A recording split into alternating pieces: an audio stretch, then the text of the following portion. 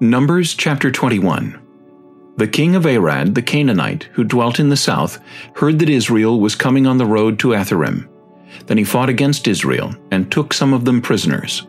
So Israel made a vow to the Lord, and said, If you will indeed deliver this people into my hand, then I will utterly destroy their cities. And the Lord listened to the voice of Israel, and delivered up the Canaanites, and they utterly destroyed them and their cities. So the name of that place was called Hormah.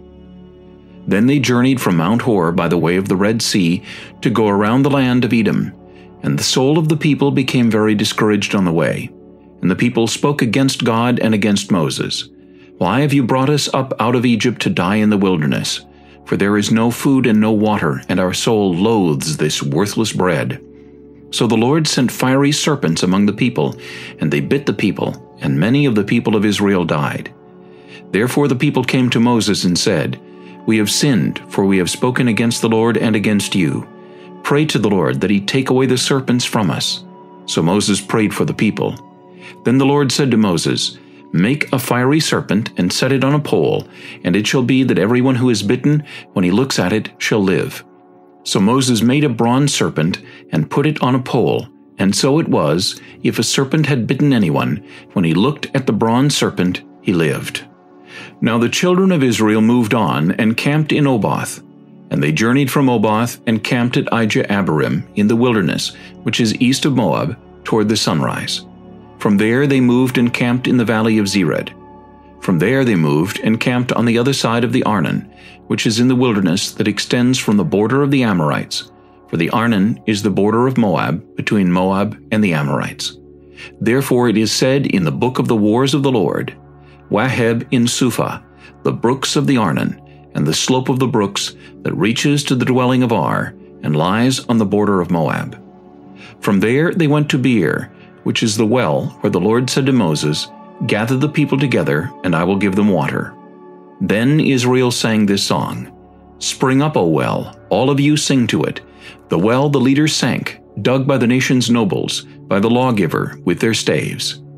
And from the wilderness they went to Mattanah, from Mattanah to Nahaliel, from Nahaliel to Bamoth, and from Bamoth in the valley that is in the country of Moab, to the top of Pisgah, which looks down on the wasteland. Then Israel sent messengers to Sihon, king of the Amorites, saying, Let me pass through your land. We will not turn aside into fields or vineyards. We will not drink water from wells. We will go by the king's highway until we have passed through your territory. But Sihon would not allow Israel to pass through his territory. So Sihon gathered all his people together and went out against Israel in the wilderness.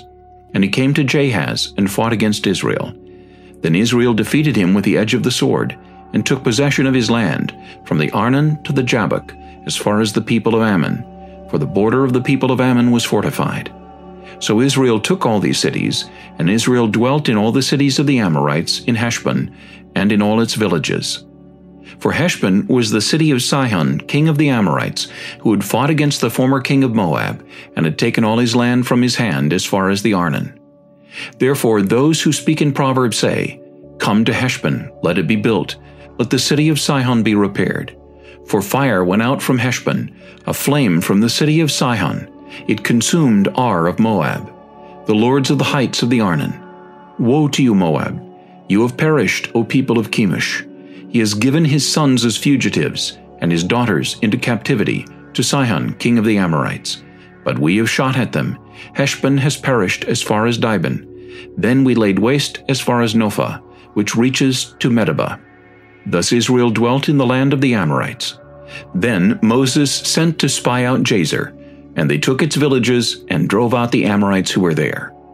And they turned and went up by the way to Bashan.